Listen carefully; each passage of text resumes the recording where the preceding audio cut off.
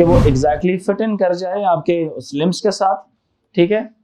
इसी तरह से रिकंस्ट्रक्टिव सर्जरीज के अंदर इस्तेमाल होता है, जैसे फॉर एग्जांपल किसी का फेस बिगड़ जाए, फेशियल रिकग्निशन का सॉफ्टवेयर इस्तेमाल करके उसकी बेस के ऊपर आपके चेहरे की प्लास्टिक सर्जरी को डिफाइन किया जा सकता है, बनाया जा सकता है, ठीक है। जैसे एक होता है ना, एक्सीडेंट्स की वजह से भी हो सकता है, किसी जानवर के अटैक से भी हो सकता है, जैसे कुत्ता ने किसी के फेस पे अटैक कर दिया, तो पहले क्या होता था 70-80 सर्जरीज रिक्वायर्ड, मतलब कुछ ऐसे केसेस में हो डॉग्स के अटैक से फेस के ऊपर बहुत ज़्यादा सर्जरीज हुई और उसके बाद भी फेस उस तरह से नहीं पहुंचा अपने उस पॉइंट के ऊपर। तो अब ये क्या हो गया, 3D प्रिंटिंग्स की मदद से, कंप्यूटर एडेड डिज़ाइन सॉफ्टवेयर की मदद से चेहरा डिफाइन किया जा सकता है इसका।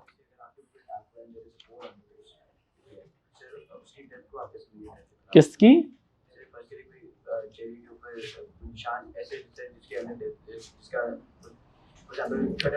खड्डा बन गया, वो लेजर इस्तेमाल होती है, लेजर इस्तेमाल होती है कि उसकी डीप कितनी डेप्थ है। जिस तरह से किसी भी कुएं की जब डेप्थ निकाली जाती है, किसी सुराख की डेप्थ निकाली जाती है, तो लेजर इस्तेमाल होती है, कितना जल्दी रिफ्लेक्ट बैक होकर लाइट आती है, तो उसके हिसाब से। जैसे नहीं मोटरवे के ऊपर भी स्पीड चेक करने वाली मशीन्स लगी हुई होती हैं, तो वो इनफैक्ट क्या करती हैं, वो सिर्फ देख रही होती हैं कि जब हमने लाइट भेजी वापस आई एक पॉइंट के ऊपर और उस गाड़ी ने ट्रेवल करके आ गया, तो जब हमने लाइट भेजी, इंफ्रारेड भेजी और वापस आई, तो उसमें कितनी देर के अंदर, पहले कितनी देर में आई और अब कितनी देर में रिफ्लेक्ट बैक हुई है, तो उससे अंदाजा हो जाता है कि कितनी देर में ये गाड़ी उधर से इधर तक पहुंची है। समझ आ रही है कि नहीं? क्योंकि लाइट जो सी ट्रेवल करती है तो स्पीड ऑफ लाइट से ट्रेवल कर रही है, इलेक्ट्रोमैग्नेटिक वेव्स हैं वो, ठीक है, उसने तो जल्दी वापस आ जाना है। अब एक गाड़ी एक पॉइंट पे वहां पे थी और अगले लम्हे पे यहाँ पे आ गई है, टाइम देखा जाता है कि इस वक्त क्या टाइम था और इस वक्त क्या टाइम था, तो इन टाइम के बेस के ऊपर डिस्टेंस भी पता होता है, टाइम भी पता होता है, स्पीड निकाल लेते हैं उसकी। समझ आ रही है? तो इसी तरह से कुएं के अंदर भी कितना जल्दी लाइट रिफ्लेक्ट बैक होकर वापस आती है, उसके हिसाब से डिटरमिन किया जाता है कि वो कितना डीप है। इसी तरह भी किसी भी कोई फेस पे कोई खड्डा सा बन जाता है तो उसको भी इसी तरह से डिटरमिन किया जा सकता है, ठीक है ये बात। तो इट्स इजी, लेजर इस्तेमाल होती है, उससे पता चल जाता है, ठीक है। जैसे नहीं एक्सरेज इस्तेमाल होती है, आपकी हड्डी कहाँ से टूटी है, वो एक्सरेज की पेनिट्रेशन एक सर्टेन लेवल तक होती है, उसके बाद रिफ्लेक्ट बैक होके आती है। तो जहाँ से हड्डी का फ्रैक्चर होता है, हड्डी टूटी हुई होती है, तो वहां से रिफ्लेक्शन उसकी थोड़ी डार्क आ रही होती है, बाकी बड़ी लाइट लाइट रिफ्लेक्शंस आ रही होती। अब ब्लड के गोश्त के ऊपर से जब वो पेनिट्रेट करेगा तो वो एक डिफरेंट उसकी पेनिट्रेशन है, हड्डी आ जाएगी तो एक डिफरेंट पेनिट्रेशन है, कोई और मेटालिक ऑब्जेक्ट आ जाएगा तो उसकी पेनिट्रेशन और डार्क कलर की होगी। जिस किसी की टांग के अंदर कोई मेटल रॉड्स लगे हुए होते हैं, अगर आप उनके एक्सरेज देखें तो गोश्त की बिल्कुल लाइट सी ब्लरी ब्लरी सा आएगा जो आपका फ्लैश है, फिर जो आपकी बोन होगी उसका थोड़ा सा डिफरेंट शेड आएगा, और जो मेटल होगा उसका बिल्कुल डार्क शेड आएगा। समझ रहे हैं बात के नहीं? सो एक्सरे जिस तरह पेनिट्रेशन होती है हर रे की, ठीक है, हर रेडिएशन की डिफरेंट पेनिट्रेशन का लेवल होता है। यहां तक बात समझ आ रही है कि नहीं? किसी को प्रॉब्लम तो नहीं है? कोई कंफ्यूजन? समझ आ रही? अब आते हैं जरा स्क्रीन के ऊपर या एलईडीज के ऊपर या एलसीडीज के ऊपर। आई होप यहाँ तक किसी को प्रॉब्लम नहीं है। मैंने आपको कल भी कहा था इसको एरोस्पेस मैन्युफैक्चरिंग में भी इस्तेमाल किया जा सकता है, ऑटोमोबाइल इंडस्ट्रीज में, विंटेज कार्स के कोई पार्ट्स वगैरह हैं, कोई डेकोरेशन बनानी है आपने, उसके लिए भी काम आ सकता है। और इसके अलावा फैशन एंड आर्ट्स के अंदर भी इस्तेमाल आ सकता है कि आप एक मुख्तलिफ तरह के क्लोथ्स, जिस तरह पेरिस फैशन डिज़ाइनर्स वीक जो सा होता है, उसमें अगर आप दुनिया के चेंजिंग ट्रेंड्स आप देखें तो एक बड़े अजीब अजीब से कपड़े उन्होंने पहने हुए होते हैं, बनाए हुए होते हैं, तो वो भी आप उससे डिज़ाइन कर सकते हैं अपनी 3D प्रिंटिंग से, ठीक है। फिर हम डिस्कस करेंगे आज का जो हमारा मेन टॉपिक है, मॉनिटर्स भी कहते हैं, स्क्रीन्स भी कहा जाता है।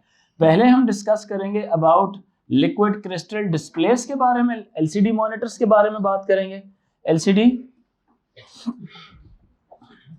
मॉनिटर्स की बात करेंगे। उसके बाद हम एलईडीज की तरफ आएंगे और फिर एलईडीज के बाद I will go towards the organic light emitting diodes. जरा इस बात को समझिएगा, थोड़ा रेफरेंस एग्जांपल हम देंगे। जिस तरह ऊपर कंप्यूटर जो सा लैब में पड़ा हुआ है, जिस तरह सर बाबर के पास जो कंप्यूटर पड़ा हुआ है, that is a liquid crystal display computer. अब इसी के बरअक्स थोड़ा पुराने वाले इस्तेमाल करें, लिक्विड क्रिस्टल डिस्प्ले। इसमें होता क्या है कि क्रिस्टल, एक लिक्विड क्रिस्टल मटेरियल होता है, जिसको आप कह सकते हैं कि एक लिक्विड मटेरियल होता है, वो हमारा, अब सारों के पास प्लीज नोट्स खोलिएगा ताकि आपको इसका समझ आता रहे साथ साथ। अब होता क्या है कि लिक्विड क्रिस्टल उसके अंदर मटेरियल मौजूद होता है, उस लिक्विड क्रिस्टल मटेरियल के अंदर से जब इलेक्ट्रिक फील्ड गुजारी जाती है, तो उसके अंदर ना, जिस तरह आप केमिस्ट्री में पढ़ते हैं ना, डायपोल पढ़ते हैं, डायपोल्स पढ़ते हैं आप, या बायपोलर मॉलिक्यूल्स, जिसमें से जब इलेक्ट्रिक करंट गुजारा जाता है तो उसके दो पोल्स बन जाते हैं, न्यूक्लियस एक तरफ अलाइन हो जाता है और इलेक्ट्रॉन्स दूसरी तरफ अलाइन हो जाते हैं, तो उनकी शेप गोल के बजाय थोड़ी सी ओवल शेप बन जाती है। एक तरफ की डेंसिटी थोड़ी ज्यादा होती है और दूसरी तरफ डेंसिटी ऑफ द, कह लें कि एटॉमिक कंपोनेंट्स कम हो जाती है। तो जब उस लिक्विड क्रिस्टल मटेरियल में से electric current, changing electric current pass किया जाता है तो वो एक सर्टेन एंगल्स के ऊपर जाके वो पोल्स बना देते हैं, जिसकी वजह से जब लाइट रिफ्लेक्ट होती है तो वो डिफरेंट कलर्स देती है। बात समझ आ रही है कि नहीं? जब लाइट रिफ्लेक्ट होती है तो डिफरेंट कलर्स देती है। और इसके अंदर जो लाइट इस्तेमाल होती है ना, बैक लाइट, पीछे से जो इसको रोशन कर रहा है फिनोमेना, जैसे आप लोग जब स्कैनर्स की बात करते हैं या जब आप लोग उसकी बात करते हैं, आप उधर चले जाओ आप, जब आप स्कैनर्स की बात करते हैं, 2D स्कैनर्स की बात करते हैं, या जब आप फोटोकॉपियर मशीन की बात करते हैं, तो उसके अंदर क्या लगा होता है? उसके अंदर ज़ीनॉन लैंप लगा होता है ना, ब्राइट लाइट प्रोड्यूस करता है वो। अब जरा सुनना इस बात को, इसके अंदर भी बैक से ना, पीछे से रोशन करने के लिए, लाइट देने के लिए, ताकि स्क्रीन पर आपको डिफरेंट इमेजेस नजर आए, बैक लाइटिंग एलिमेंट्स इस्तेमाल होते हैं। अब बैक लाइट देने के लिए दो चीजें इस्तेमाल हो सकती है। अभी जो सी पतली वाली जो LCD स्क्रीन है आपने देखी होगी, मोस्टली जो CCTV के अंदर भी इस्तेमाल लोगों ने इस्तेमाल की भी होती है, LEDs इस्तेमाल हो रही होती हैं। LEDs लाइट एमिटिंग डायोड्स इस्तेमाल होते हैं। ये किस तरह के लाइट एमिट, जो व्हाइट और ब्लू कलर की लाइट देते हैं पीछे से, ठीक है, पीछे से, और लाइट एमिटिंग डायोड का साइज होता है छोटा सा, जिसकी वजह से ये थोड़ी सी क्या हो जाती है, स्लिम हो जाती है, थिन हो जाती है। लेकिन पुराने वाले अगर आप LCD मॉनिटर्स की आप बात करें तो इसके पीछे लगी होती थी एक बड़ी सी कमर सी निकली होती थी, अगर आपने देखी, पूरी बैक होती थी। Do you remember those monitors? बहुत भारी होते थे, याद आ रहा है कि नहीं याद आ रहा? मुनीब देखे वो कंप्यूटर्स जिनके पीछे से वो कमर सी निकली होती है, टीवी भी होते थे पहले, याद आ रहा है कि नहीं? वजन में, अच्छा, उसके अंदर क्या लगा होता था? उसमें जो बैक लाइटिंग या बैक लिट एलिमेंट था ना, पीछे से जो रोशन करने वाला एलिमेंट जो स्क्रीन के ऊपर लाइट फेंकता था, वो लगता था कोल्ड कैथोड फ्लोरेसेंट लैंप लगता था, CCFL उसको बोलते थे, कोल्ड कैथोड फ्लोर, जो येलोइश लाइट जो से ना थोड़ी सी देता था। तो जैसे ही मैंने LCD मॉनिटर्स पढ़ा तो मेरे जहन में एकदम आ गया, मेरे बचपन वाले टीवी याद आ गए कि जब उसको हम ऑन करते थे तो उसकी जो स्क्रीन होती थी, तो it used to take some time to reach at its maximum brightness. उसको थोड़ा वक्त लगता था अपनी एक्चुअल कलर डेफिनेशन दिखाने में, थोड़ा पेल येलोइश किस्म का कलर उसका होता था, क्योंकि बैक लाइट एलिमेंट जो सा है वो एक लैंप लगा हुआ है, येलो कलर की लाइट बैक से पीछे से आ रही होती थी, जिसकी मदद से येलो लाइट जब पड़ती थी स्क्रीन के ऊपर तो स्क्रीन जो सी ना ग्लो होती थी, और it used to take some time to reach at its maximum brightness. Do you remember? वो रिकॉल करवा रहा हूं आप लोगों से कि वो कोल्ड कैथोड फ्लोरेसेंट लैंप वाले जो से आपके मॉनिटर्स हुआ करते थे, ठीक है, जिसकी बैकलाइट एलिमेंट पीछे से पूरी कमर से निकली होती थी। याद आ रहा है कि नहीं आ रहा? वो पुराने हो चुके, वो खत्म हो चुके थे। उसके अंदर तो यूं समझ लें कि उसमें पावर और एनर्जी भी ज्यादा वेस्ट हो रही होती थी।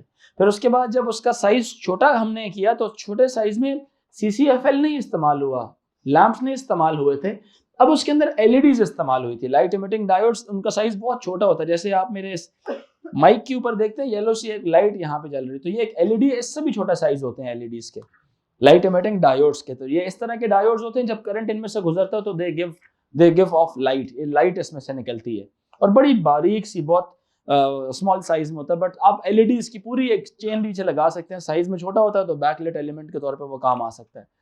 अब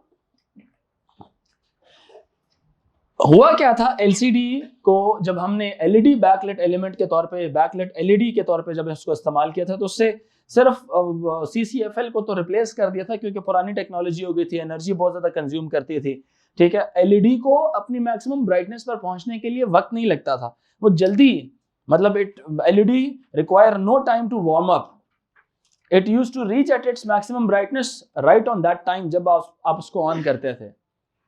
मेरी बात समझ आ रही है कि नहीं? जो अब बैकलाइट एलिमेंट एज LED इस्तेमाल हुई है। एक बैकलाइट कौन सी वाली यूज हो रही है? कोल्ड कैथोड फ्लोरेसेंट लैंप, मतलब उसमें से वो जितनी देर भी आप टीवी ऑन रखेंगे तो वो कोशिश उसकी यही होगी कि वो टीवी को ज़्यादा हीट ना करे।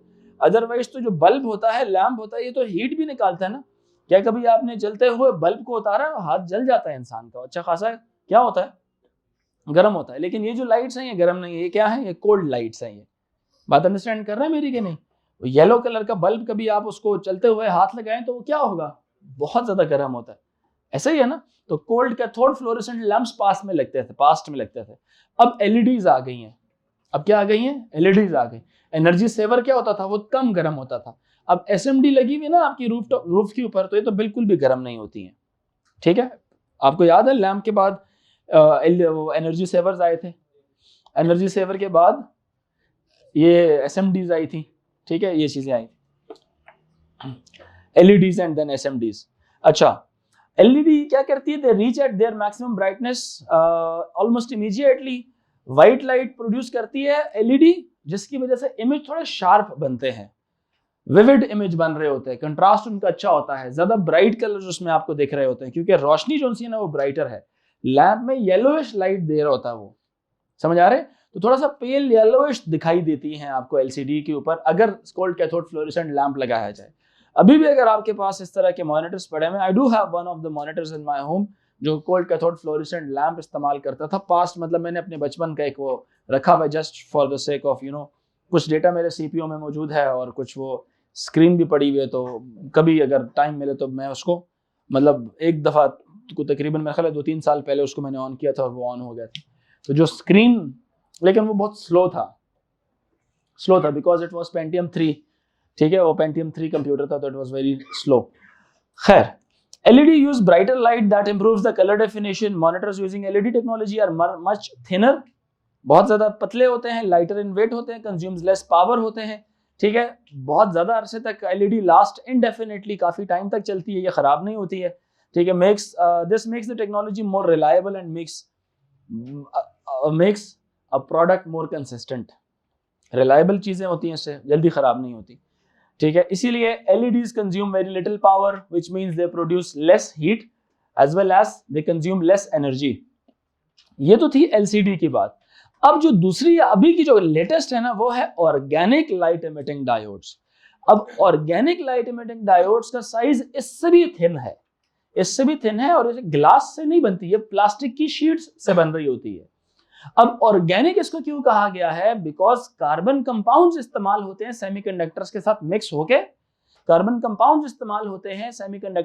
मिक्स होके जो इस स्क्रीन को अ लिटिल मोर फ्लेक्सिबल बनाती है, थोड़ा सा और क्या करती है, फ्लेक्सिबल बनाती है। और इसके अंदर फिनोमेना डिफरेंट इस्तेमाल होते हैं, जैसे लेजर प्रिंटर में फिनोमेना ऑफ इलेक्ट्रोस्टैटिक्स इस्तेमाल होता था ना, इसके अंदर फिनोमेना ऑर्गेनिक एलईडीज पढ़ा रहा हूं बेटा, नेक्स्ट पेज है, ये सबसे नीचे ये ऑर्गेनिक स्टार्ट हो रहा है। अब ऑर्गेनिक एलईडीज के अंदर क्या होता है, इसमें इलेक्ट्रोड्स इस्तेमाल होते हैं। इलेक्ट्रोड्स बोले तो कैथोड्स और एनोड्स, ये दो इस तरह के कह लें कि पोल्स हैं, इलेक्ट्रिक पोल्स हैं, जिसमें से जब करंट गुजरता है तो ये खुद ब खुद लाइट देते हैं, they give of light when current is pass through those electrodes. आप लोग केमिस्ट्री में पढ़ेंगे, इलेक्ट्रोड्स आपके नेगेटिवली चार्ज होते हैं, एनोड्स आपके पॉजिटिवली चार्ज होते हैं। ठीक है, पढ़ लिए, कब पढ़ा है, एनर्जेटिक्स में वो है कि नहीं है, इलेक्ट्रोड्स पढ़ लिए, तो पढ़ा नहीं है, पढ़ लेंगे आप लोग, कुछ दिनों तक पढ़ लेंगे। तो खैर, अब इसमें ना बैक लाइटिंग की जरूरत ही नहीं है। इसको बैक लाइटिंग का मतलब है पीछे से ना एलईडी आपने इसको देनी है, ना इसको आपने कोल्ड कैथोड फ्लोरेसेंट लैंप आपने प्रोवाइड करना है। उसका मतलब क्या था कि एक्स्ट्रा एनर्जी जो वहां पे कंज्यूम हो रही थी, अब वो भी कंज्यूम नहीं होगी। बिजली पहले आप एलईडी को देते थे या CCFL को देते थे, वो कंज्यूम करती थी इलेक्ट्रिसिटी, लाइट प्रोड्यूस करती थी। अब हमने एक ऐसा फिनोमेना जनरेट किया है जो सेल्फ लाइटिंग है, वो खुद ही अपनी रोशनी प्रोड्यूस करता है। वो किस तरह से, हम लोगों ने इलेक्ट्रोड्स का फिनोमेना इस्तेमाल किया है। जब हम इसमें से करंट पास करते हैं तो इलेक्ट्रोड्स, एनोड आपका ग्लास है, एनोड प्लास्टिक का है, हाँ एनोड ग्लास का है, कैथोड प्लास्टिक का है, तो ये ऑटोमेटिकली गिव ऑफ लाइट, उसमें से रोशनी खुद ब खुद निकलती है। समझ आ रही है बात है कि नहीं? और ये उसके फ्लेक्सिबल होने की वजह से इसको बहुत सारे जगहों में इस्तेमाल किया जा सकता है। As an application flexible screens बनेंगी आपकी, इस तरह की स्क्रीन बनेंगी जो आप अपनी रिस्ट के अराउंड रैप भी कर सकेंगे, रैप हो जाएंगी आपकी रिस्ट। अगर रिस्ट के अराउंड रैप हो जाएगी तो सोचिए आपकी जो सी आपकी जो शर्ट की आस्तीन है, आप कफ्स जो से हैं, आप इसके ऊपर भी आपका क्या होगा, मोबाइल की जरूरत नहीं पड़ेगी, आपका ये रैप्ड फैब्रिक्स, आप स्मार्ट फैब्रिक्स बनाने शुरू कर देंगे। क्या ख्याल है, स्मार्ट फैब्रिक्स बनेंगे। फिर आप इसको सर्वाइवल मिसाल के तौर पे गैजेट्स के तौर पे भी आप यूज कर सकते हैं, मुख्तलिफ एज एन एम्बेडेड मशीन भी इस्तेमाल कर सकते हैं। समझ आ रही है कि नहीं, जो जीपीएस के भी काम आ सकता है, आपके जीपीएस के काम आ सकते हैं, नेविगेशन के काम आ सकते हैं। क्या ख्याल है, क्लियर हो रही मेरी बात है जी? ये आहिस्ता आहिस्ता यूं समझ लो उसकी तरफ गए हुए हैं। टीवी की तरफ देखें तो जो कर्व्ड टीवीज नहीं होते, वो आपको थोड़ा सा 108 डिग्रीज तक, आपको 108 या 120 डिग्रीज तक आपको व्यू दिखा रहे होते हैं उस चीज का, ठीक है। आईमैक्स सिनेमास जिस तरह के होते हैं उसमें भी स्क्रीन्स कैसी होती हैं, कर्व्ड स्क्रीन्स होती हैं, ताकि एक विजुअलाइजेशन अच्छी सी हो उसकी, ठीक है। सो इसमें इसका मतलब क्या है, जब पीछे से जब आप इसको इलेक्ट्रिसिटी प्रोवाइड कर रहे हैं, ठीक है, इलेक्ट्रिक करंट प्रोवाइड कर रहे हैं, और ये खुद ब खुद लाइट होता जा रहा है, रोशनी खुद अपनी self light produce, self illuminating चीज है ये, इसकी ल्यूमिनस अपने ऊपर ही डिपेंड कर रही है। क्लियर हो रही है बात के नहीं? अच्छा, it also means that there is no longer a need to use LCD technology since OLED is self contained system. ये खुद ब खुद ही सारा चला, खुद ब खुद किस तरह से कि आप जब इसको इलेक्ट्रिक करंट देते हैं तो ये they give of light, they give of light. एक लगी होती है टॉप लेयर आपकी, उसने कहा है कि एक कैथोड ऊपर लगा हुआ जी की टॉप लेयर आपकी स्क्रीन की है, ग्लास और प्लास्टिक टॉप लेयर है, और नीचे जो सी है ना ग्लास और प्लास्टिक बॉटम लेयर है, और उस ग्लास ऊपर और नीचे वाली लेयर के अंदर सैंडविच किया हुआ है आपने किन को, इलेक्ट्रोड्स को। ऊपर लगाया हुआ है आपने मेटालिक कैथोड नेगेटिव चार्जेस, और नीचे लगाया हुआ आपने पॉजिटिव एनोड। अब ऑब्वियसली जब कैथोड्स में से इलेक्ट्रिक चार्ज यानी कि इलेक्ट्रॉन्स जब ट्रेवल करके दूसरी तरफ जाएंगे, किसकी तरफ, एनोड्स की तरफ आप जाएंगे, तो दे गिव ऑफ लाइट। ये नेचुरल फिनोमेना है, ये नेचुरल फिनोमेना है कि जब आप कैथोड को एनर्जी देते हैं तो वो इलेक्ट्रॉन्स अब कैथोड्स की तरफ ट्रेवल करें। जैसे नहीं आप समझ लें इस तरह से कि जैसे स्पार्क प्रोड्यूस होना, इसी तरह से लाइट प्रोड्यूस होती है जब ये जो एनोड्स जो है ना, उसने लिखा हुआ है, एक लिखा हुआ है उसने मेटालिक कैथोड नेगेटिव चार्ज, इसी तरह glass anode positive charge. Anodes positive होते हैं और कैथोड्स क्या होते हैं, नेगेटिव होते हैं। जब इलेक्ट्रिक करंट इनको दिया जाता है तो दे गिव ऑफ लाइट, इनमें से रोशनी निकलती है, ठीक है ये बात। But the most important aspect of OLED technology is how thin this makes the screen. ये कितना थिन हो जाता है, इतना थिन हो जाता है कि फ्यूचर में इवन फोल्डेबल, प्रॉपरली फोल्डेबल, जैसे रोल्स बनाते हैं ना, रोल बनाते हैं, इस तरह की स्क्रीन्स भी आएंगी जो प्रॉपरली इस तरह क्या होंगी, ये फोल्ड इस तरह से हो जाएंगी। जब ऐसे फोल्ड हो जाएंगी तो आप इनको पॉकेट में भी रख सकेंगे, पॉकेट में रख सकेंगे, बैग में रख सकेंगे, बड़ी भी हो साइज में जितनी भी हो जाए, जैसे एक छोटी स्क्रीन भी होती है, बड़ी भी बन सकती है। मतलब एक जिस तरह टैबलेट होता है आपका, तो ये चलता फिरता टैबलेटों को रोल करके आप पॉकेट में बेशक इसको रख लें। क्लियर हो रही मेरी बात, आप इनसाइड पॉकेट में रख लें। हाँ, वो फ्लिप फोन आया हुआ है जो सिर्फ यहाँ से क्या होता है, वो फ्लिप हो जाता है यहाँ से, ठीक है, नजर उसमें भी आ रहा होता है कि क्या चल रहा है, ठीक है। तो it's just starting window of this technology. इसका फ्यूचर स्कोप मैंने बताया, ये they can be wrapped around your, अगर रिस्ट के अराउंड रैप हो रहे हैं, इस तरह के बहुत से कॉन्सेप्ट स्टार्ट भी हो चुके हैं जो ऑर्गेनिक एलईडीज बना रहे हैं। टीवीज में तो आ चुके हैं, उसका कर्वेचर इंक्रीज किया जा रहा है। अब वो कर्व होके पूरा सर्कल जब बन गए तो यूं समझे कि एक बड़ा सर्कल जब बन जाएगा तो छोटा सर्कल भी बन जाता है, ठीक है। Advantages of using OLEDs compared to existing LEDs and LCDs. और ऑर्गेनिक थोड़े से एक्सपेंसिव होती है बहुत ज्यादा, बट एडवांटेजेस की पहले बात कर लेते हैं। उसने लिखा plastic organic layers of an OLED are thinner, lighter and more flexible. Plastic की बनी हुई होती है, ये ड्यूरेबल भी होती है, गिर भी जाए तो इतना मसला इसका नहीं होता। प्लास्टिक उस तरह से नहीं टूटती जिस तरह ग्लास टूटता है। More flexible than the crystal structures used in LEDs and LCDs. Crystals जल्दी ब्रेक डाउन कर जाते हैं, उसमें फ्लेक्सिबिलिटी नहीं होती क्रिस्टल्स में। प्लास्टिक में फ्लेक्सिबिलिटी ज्यादा होती है। क्रिस्टल्स क्या होता है, उनके एक सर्टेन पॉइंट तक फ्लेक्सिबल होते हैं, उसके बाद वो ब्रेक कर जाएगा, उनका स्ट्रक्चर टूट जाएगा, ठीक है। केमिकल कॉम्पोजिशन ही उनकी इस तरह की है। The light emitting layers of an LED are lighter, थोड़े से वजन में कम होते हैं। OLED layers can be made from plastic rather than glass as used in LCD and plastic से बन जाती है, सिंपल। ब्राइटर लाइट प्रोड्यूस होती है इसके अंदर, रोशनी ज्यादा इसकी ब्राइट होती है, ज्यादा कलर्स अच्छे तरीके से डिफाइंड अंदाज में आप देख सकते हैं। OLEDs do not require backlighting like LCDs। Backlighting भी इसको इस्तेमाल नहीं करनी पड़ती, ये भी इसका एक फायदा है।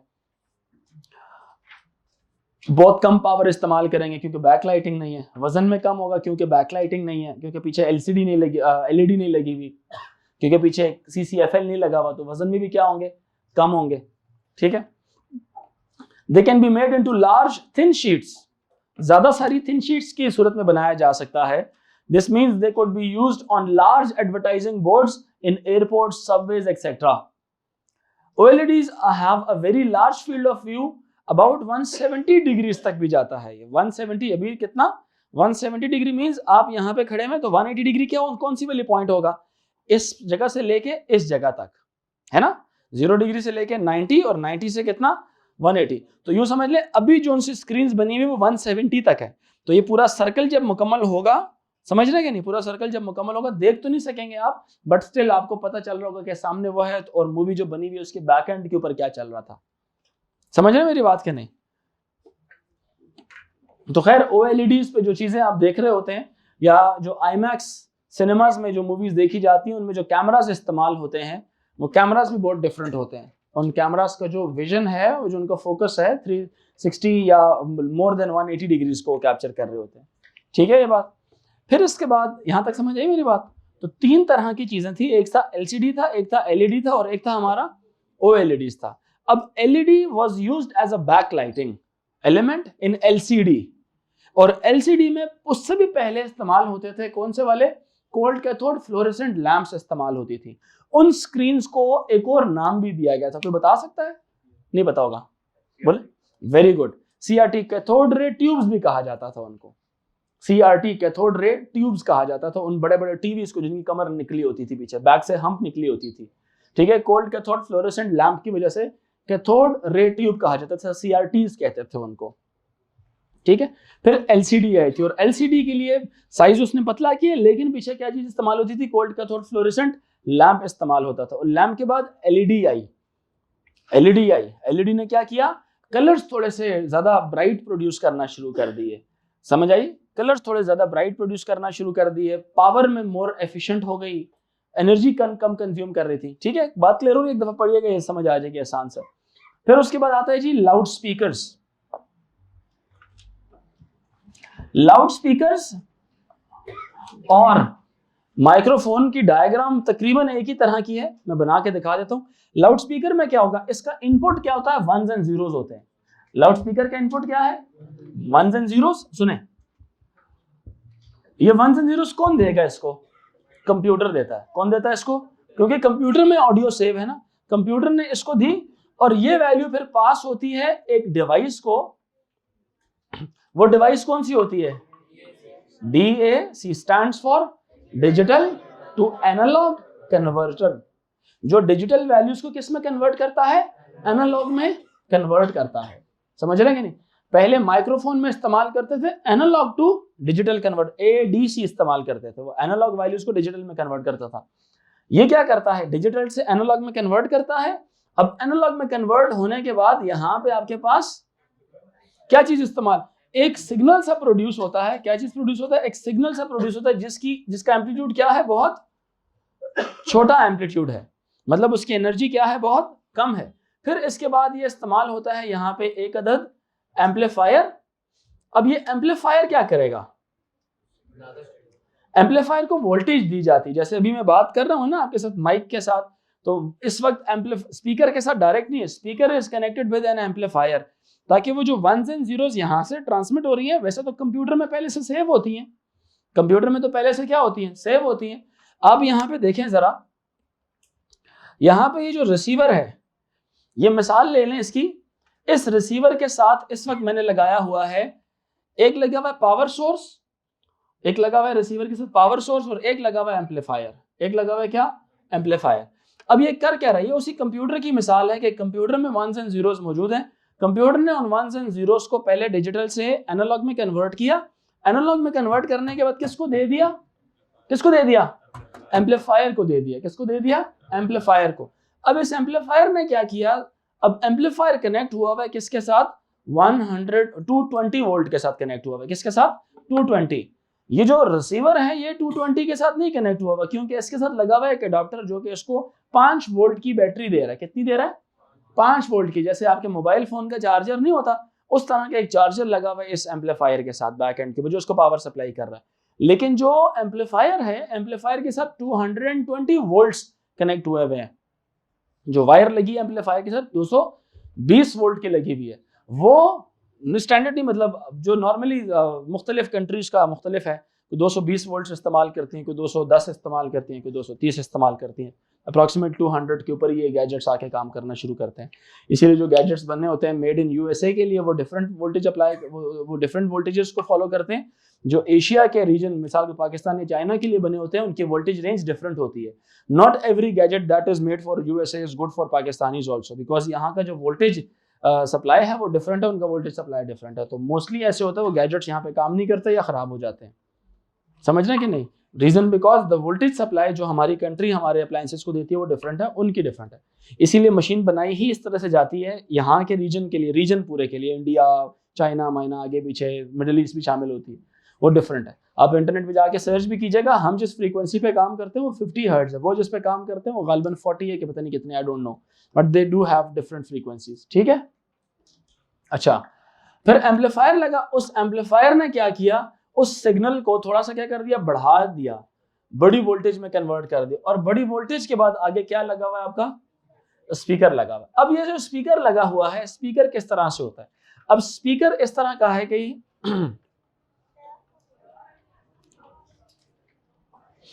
स्पीकर इस तरह का है, यहां पे लगा हुआ है एक अदद मैग्नेट। ये क्या लगा हुआ है आपका, मैग्नेट लगा हुआ है। What is this? This is a magnet, permanent magnet है इसके साथ।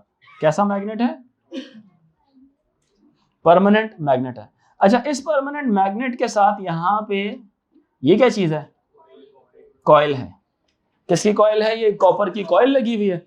अब करंट इसमें जब आता है और करंट यहां से वापस आता है, समझ रहे बात क्या नहीं?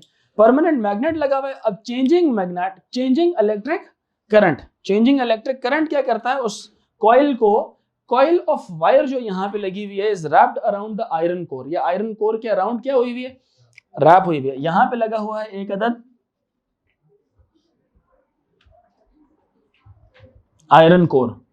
कोर बोलते हैं एक रॉड नुमा चीज, यहाँ पे आयरन कोर कैसी है, एक रॉड नुमा चीज। और इसके साथ यहां पे